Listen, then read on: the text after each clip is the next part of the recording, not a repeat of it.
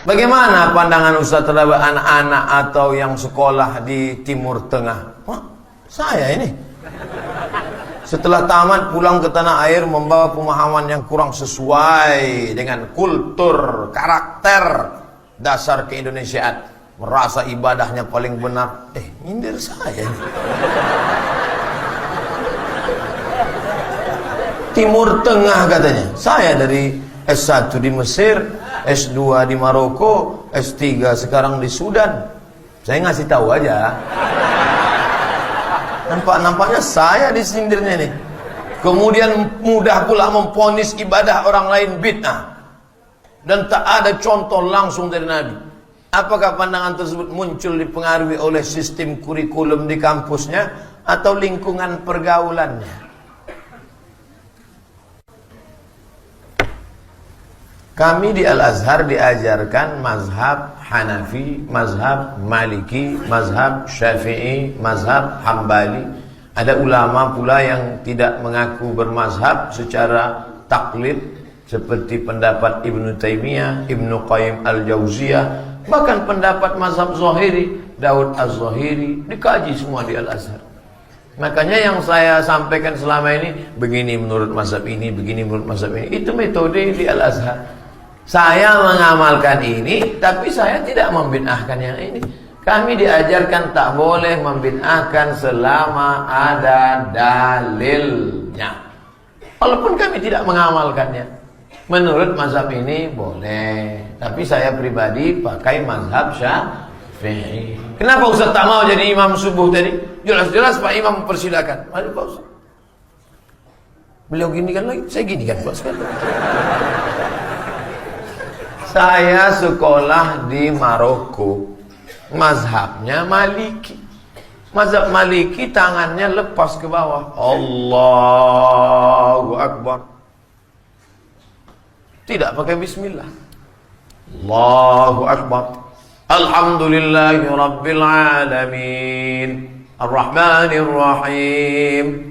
Maliki Yaumiddin. Mimnya pendek, tak panjang. Karena qiraatnya warsh. Ghairil maghdubi alaihim waladdallin. Amin. Asy-syaitanu ya'idukumul faqra wa ya'murukum bis-su'i wal fahsya'. Wallahu ya'idukum maghfiratan minhu wa fadla. Wallahu wasi'un 'alim. Rakaat kedua kunutnya sebelum ruku. Kunut mazhab Maliki kunutnya sebelum ruku. Wallahu wasi'un 'alim. Kunutnya tak berbunyi. Kunut silent. Allahu Akbar. Andai saya bawa mazhab Maliki tadi jadi imam saya sholat subuh di sini, benar apa salah? Apa pula salah? Kalau salah mazhab Maliki, salahlah sekolah saya, salahlah guru-guru saya, salahlah Imam Malik bin Anas. Kalau saya bawa tadi sholat mazhab Maliki, salahkah sholat saya? Tidak salah, tapi adab dakwah saya salah karena membawa mazhab lain ke tengah masyarakat bermazhab Syafi'i. Saya ulang sekali lagi, salahkah sholat saya? Tidak, tapi adab dakwah saya salah karena membawa mazhab lain ke tengah masyarakat bermazhab Syafi'i, menimbulkan fitnah. Belum selesai sholat, anak-anak muda di belakang udah berbisik, sholat apa ini? Kata kawannya yang di sebelah, tak usah kau tanya, sholat aja kita.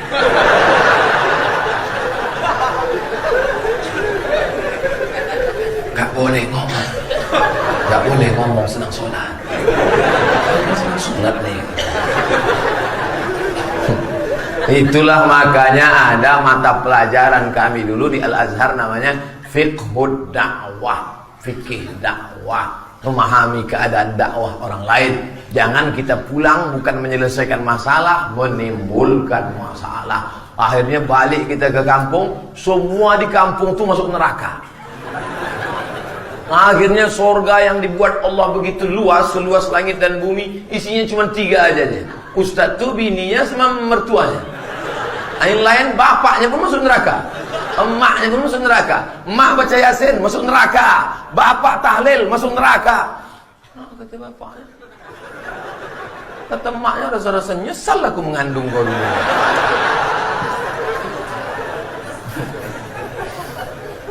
Bagaimana pandangan Ustadz? Apakah perbankan syariah di Indonesia saat ini sudah benar-benar bersih dari riba menuju syariah? Menuju syariah. Ustadz mau ke Batam, ya. Sudah di mana nih? Insya Allah di Batam. Insya Allah sampai Batam. Padahal baru di airport. Tapi yang penting sudah berjalan. Apakah kalau kita mati nanti ini selesai syariah ini selesai komplit 100%? Gimana mau selesai kalau kita tidak membantu mensupport ini? Oleh sebab itu maka kita menabung, berinvestasi, pinjam meminjam, mudharabah, murabahah di perbankan syariah. Khususnya kita di Riau Kepri, tentu bank kita duluan, Bank Riau Kepri Syariah. Menenangkan. Pak Ustadz, apa hukum kerja ojek online? Kadang dapat penumpang anak gadis, tanpa disadari bersentuhan. Bisa tak di-request nenek-nenek aja? Tak bisa. Kira-kira bisa tak? Kesankan ke perusahaan tuh, saya muslim, anak lajang, belum nikah, takut saya silap. Membonceng anak gadis ini dua kemungkinan. Kalau tak dia silap, kita silap. Jadi sebenarnya bisa itu diatur. Makanya kalau tuh ojeknya ngaji dan adminnya juga ngaji, bisa diaturnya. Ini untuk yang anak gadis kasih ke bapak nih. Bapak ini selalu buat tasbih, berzikir aja. Atau ada ojek perempuan, ini bisa. Tapi kalau ada kerja lain yang hilang dari syubhat, tak ada lain Pak Ustaz. Saya pun sedang susah pula.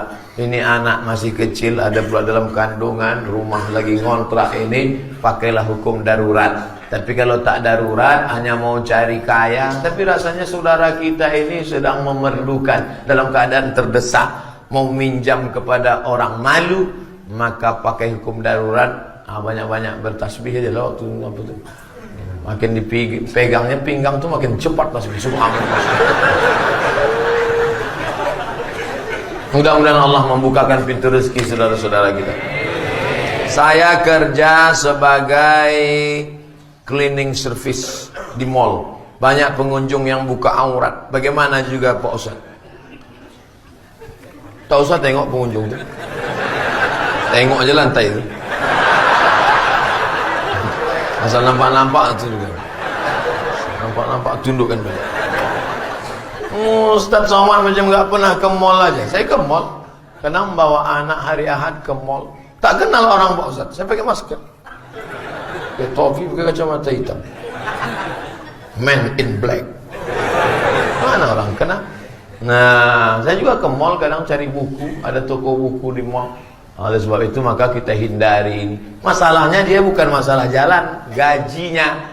Selama gaji itu diberikan oleh perusahaan bukan riba, dan engkau pula bekerja di situ titik peluh keringat, kasar tanganmu yang kasar itulah nanti yang akan bersalaman dengan tangan Nabi Muhammad sallallahu alaihi wasallam. Adapun tangan yang halus karena tanda tangan tapi riba, tapi kolusi, tapi haram, itulah tangan yang akan dikena azab Allah Subhanahu wa taala. Oleh sebab itu istiqomah beramal, kerja, mudah-mudahan Allah kalau sudah mau bukakan pintu rezeki, Allahu wasi'un alim. Maha luas rezeki Allah. Berapa banyak orang yang merantau tak ada apa-apa, sekarang menjadi orang yang luar biasa. From zero to hero. Dari nol menjadi pahlawan. Takbir. Bagaimana hukum orang menunda daftar haji? Misalnya sudah ada rezeki tapi tak dipakai. Inilah faqra dari faqr. Jangan berangkat haji. Jangan store ONH.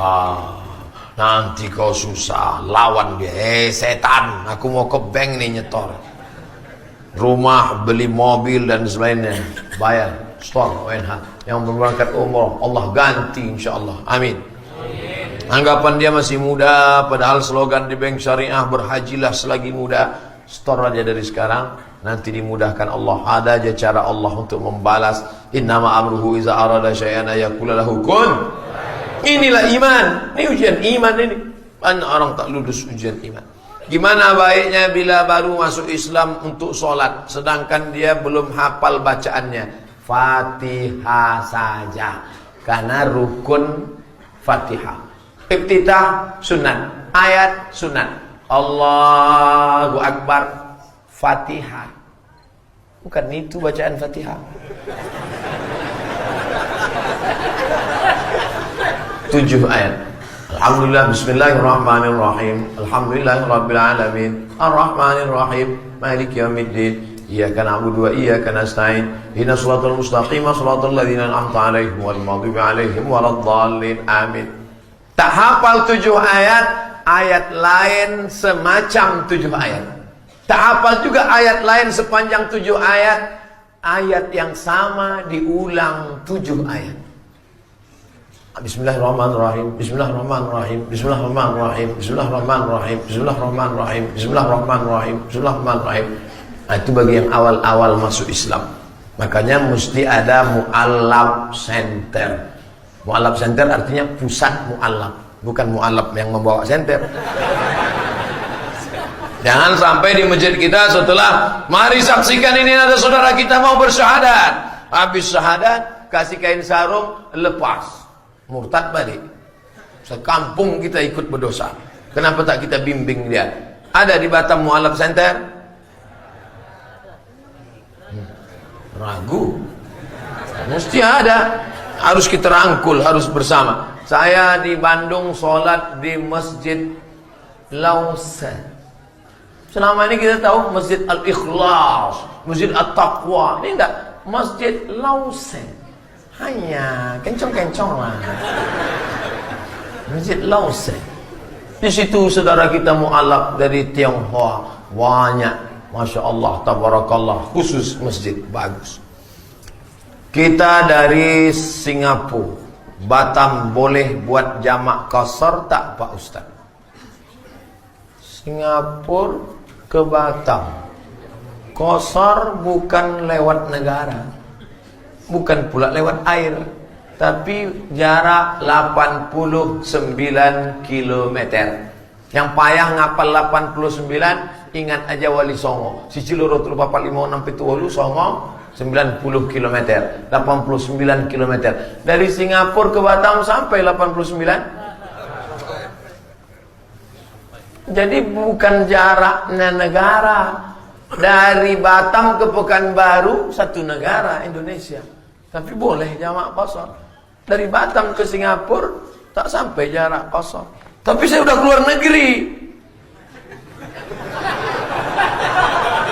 Siapa pula bilang ada rukun jarak qasar? Boleh mengqasar satu kalau keluar negeri. Ada itu. Singapura itu Melayu dulu.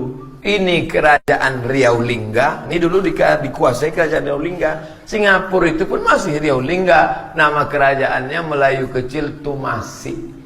Dulu Tumasik namanya. Sedangkan kami kerajaan Melayu juga, Siak Sri Indrapura. Medan itu kerajaan Melayu juga, Melayu Delhi. Nama istananya Al-Masun, istananya Maimun. Masih sama-sama kerajaan Melayu. Jadi tetap sholat 4 rakaat zuhur, 4 rakaat asar, tidak jamak, tidak qasar, karena tak cukup rukun syarat untuk jamak qasar. Jadi yang baiknya ada katanya boleh Pak Ustaz, ada katanya tak boleh. Tak usah ikut katanya. Ikut adalah kata ulama. Jadi yang mengatakan 89 km itu tadi siapa Pak Ustaz? Buka kitab Al-Fiqhul Islami wa Adillatuh Syekh Wahbah Az-Zuhaili. Bagaimana hukum memberangkatkan orang tua untuk melaksanakan haji? Oh, inilah bakti yang paling bagus. Kita gendong mak kita dari Batam ini ke Makkah, balik lagi, belum tentu dapat membalas budi baik dia. Mudah-mudahan yang memberangkatkan haji itu dibalas Allah sebagai birrul walidain. Tapi solat bapak saya masih bolong-bolong. Bapak nih udah mau diberangkatkan haji pun tak sembahyang juga. Sembayanglah Pak. Hai bapak-bapak yang belum juga bertobat.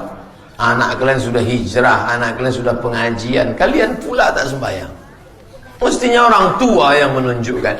Emang dunia ini sudah terbalik-balik sekarang. Dulu kita nasihati kenakalan remaja, rupanya sekarang kenakalan bapak-bapak. Kenapa lagi kalian tak sembayang Pak? Udah di pintu kubur, udah bawa tanah, tak juga sembayang. Saya tak mau nasihati. Di mana-mana yang saya nasihati ada anak-anak muda. Kemarin dengan KNPI, Pemuda Pancasila, dengan FPI. Anak muda, hijrah. Orang tua ini tak usah diceramahi lagi. Udah bawa tanah udah.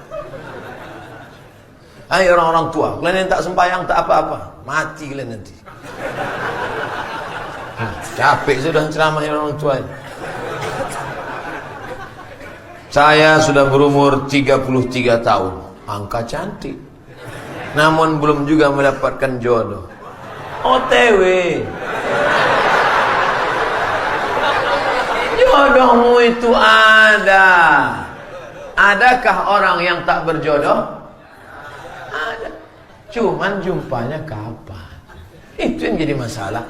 Jadi kalau ada orang meninggal gadis, meninggal lajang, adakah jodohnya? Ada. Jumpanya di surga nanti. Makanya banyak orang tak jumpa. Kau kenapa tak jadi nikah? Cinta tak harus memiliki. Terus, tapi dia udah nikah sama orang lain. Kutunggu janda. Tapi dia udah beranak 2. Beranak ampek dan nanti juga. Tak ada habisnya. Habisnya mati. Kau mati. Kami akan berjumpa di pintu surga. Tapi dia diambil lakinya. Allah akan ciptakan macam dia juga. Memang kalau sudah cinta bersarang dalam hati, oh so sweet. Apa kata Qais? Qais ini sampai gila Bapak. Qais sampai gila gara-gara jatuh cinta sama Laila. Apa kata Qais? Jananna bi Laila wa hiya janna bi ghairina. Jananna bi Laila wa hiya jannat bi ghairina wa ukhra bina majnunatun la nuriduha. Aku tergila-gila pada Laila. Laila pula tak mau cinta sama aku. Ada perempuan lain yang mau, aku pula yang tak hendak sama dia. Begitu rupanya cinta ini. Lalu kemudian akhirnya Qais ini gila. Datang ayahnya sebelum Nabi Muhammad SAW. Datang ayahnya membawa Qais berdoa di pintu Ka'bah. Akhirnya Qais pun sembuh. Makanya Qais salah satu mukjizat kesembuhan, sembuh di dinding Ka'bah. Makanya kalau ada anak kita tergila-gila, bawalah doa di samping pintu Ka'bah.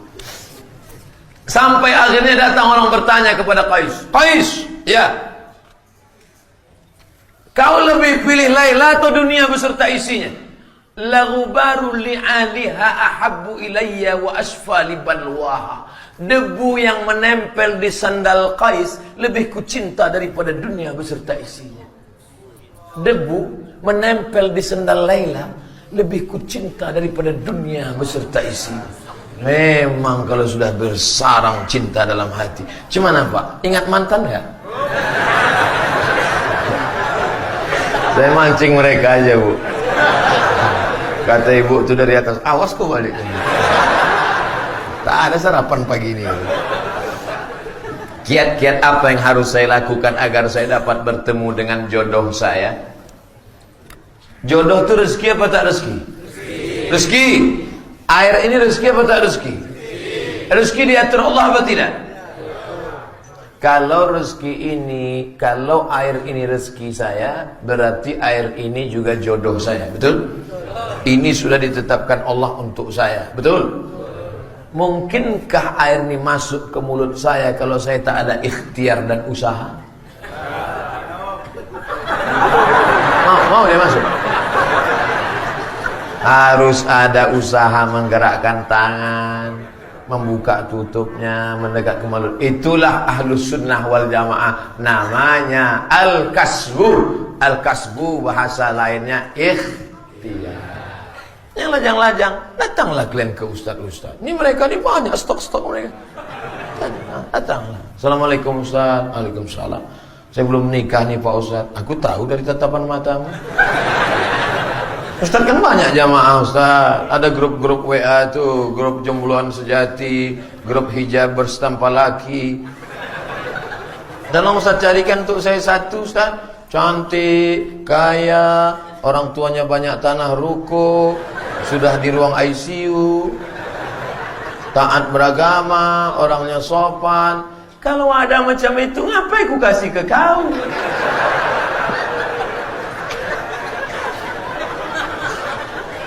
Man talaba akhan bila aibin baqiya bila akhin. Siapa yang mencari sempurna, maka seumur hidup tak akan menikah. Kalian yang lajang-lajang, kalau kalian mau cari perempuan sempurna, sampai mati tak berbini kau. Kalian yang gadis-gadis, kalau mau cari laki-laki yang sempurna, sampai mati kalian tak akan punya suami. Maka terima ajalah yang agak, tak usah ketat-ketat kali fit and proper test. Asalkan perempuan ada, terima. Asal jangan tak malu bawa dia undangan, dah cukup lagi. Cantik-cantik kan. Dicari perempuan cantik. Sampai kalau pergi undangan, semua orang yang di situ menengok. Untuk apa? Jadi fitnah itu, betul? Minta tanya orang, itu bini kau ya? Iya. Oh, cantik kali ya. Oh, betul, emosi gitu. Lama-lama darah tinggi kumat mati. Tengok, itu bini kau ya? Iya. Oh, cantik kali. Kau pakai pelet ya? Oleh sebab itu bini kau ya? Iya. Kau dapat dia nikmat. Iya. Tapi dia dapat kau laknat.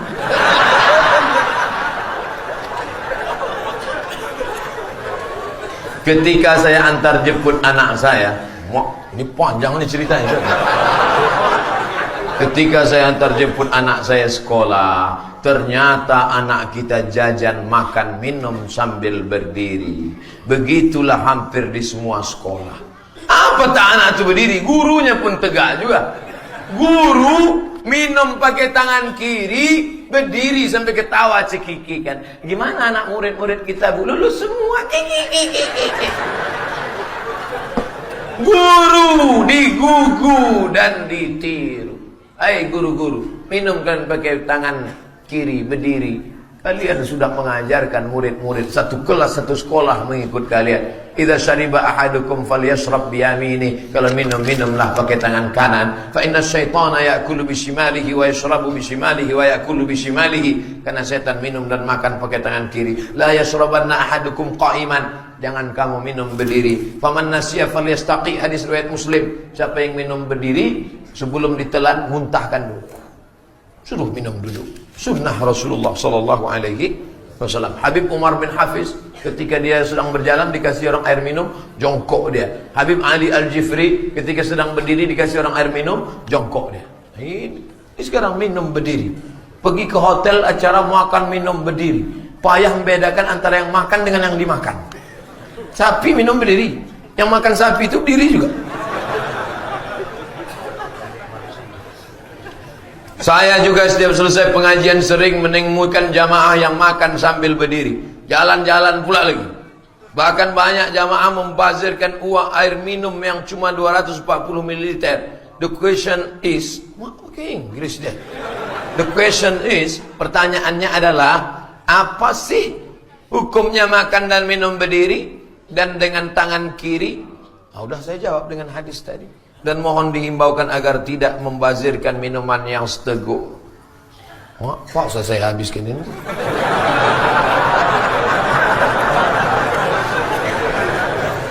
Kalau kita minum, cari minum yang gelas tuh, gelas atau botol yang kecil, minum habis.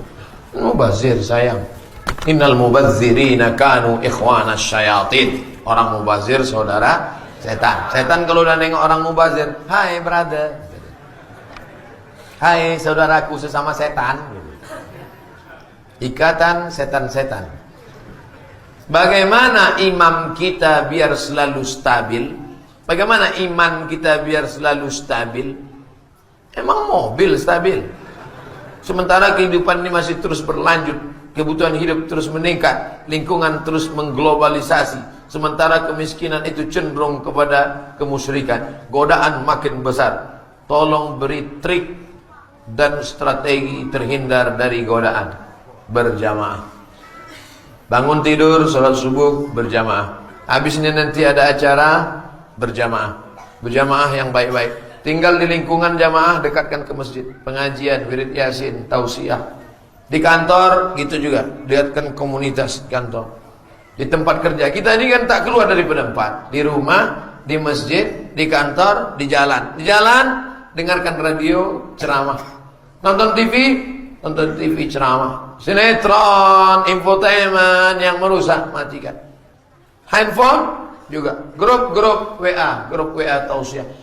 Saya Pak Ustadz di grup WA alumni. Hati-hati, CLBK. Cinta lama bersemi kembali. Cucian lama belum kering. Nauzubillah. Oleh sebab itu maka syarat untuk istiqomah adalah berjamaah. Kemudian pula dengan globalisasi dunia, jangan banyak keinginan. Itu kuncinya. Jangan banyak keinginan. Karena sumber segala dosa kekecewaan adalah ingin. Nih punya kerja setan. Jaga jamaah, kurangi banyak keinginan, banyak-banyak nengok orang sakit, banyak-banyak nengok orang mati, banyak-banyak nengok liang lahat, banyak-banyak ingat mati, dan yang paling penting doa kepada Allah, mudah-mudahan istiqomah. Jam 6.28. Pengajian 60 menit, tanya jawab 30 menit. Sekarang kita berdoa mohon ampun pada Allah. Astaghfirullahaladzim. Astaghfirullahaladzim. Astaghfirullahaladzim alladzi la ilaha illa huwal hayyul qayyum wa atubu ilaihi. Ala hadhihi niyah, untuk niat yang baik-baik yang kami mohonkan pada Engkau ya Allah. Al-Fatihah. A'udzu billahi minasy syaithanir rajim. Bismillahirrahmanirrahim.